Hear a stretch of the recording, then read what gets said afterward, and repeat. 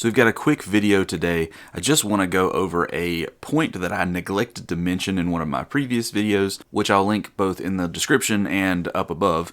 So if you need to go back and see that other one, you can. In the previous video, I showed how to add these animated features on Canva to your banner so that they can come alive and be animated. Isn't that cool? But what I didn't show you was how to switch from slide to slide and create more than one picture.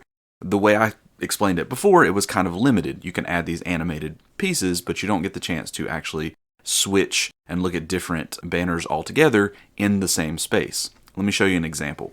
This is not from my store, but this is from a Caffeine Queen. You'll notice here, she does not have animated features. She doesn't have little lines that move around like they do on my page. What she does have is a series of images that go back to back. So you get lots of varied information in that small space. It's almost like she gets to have multiple banners at one time using the same space on her page, which is pretty convenient. Setting this up is super simple.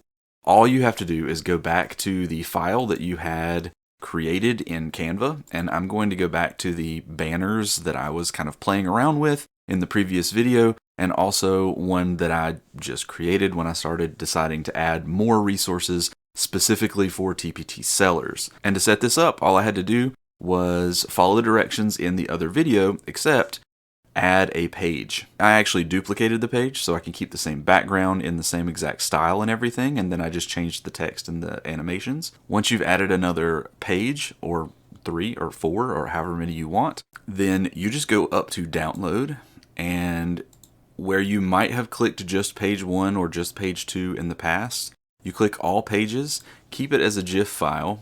It'll come out as one GIF that puts these banners in sequence, one after the other, back to back, so that when you upload it to your site, you get all of them.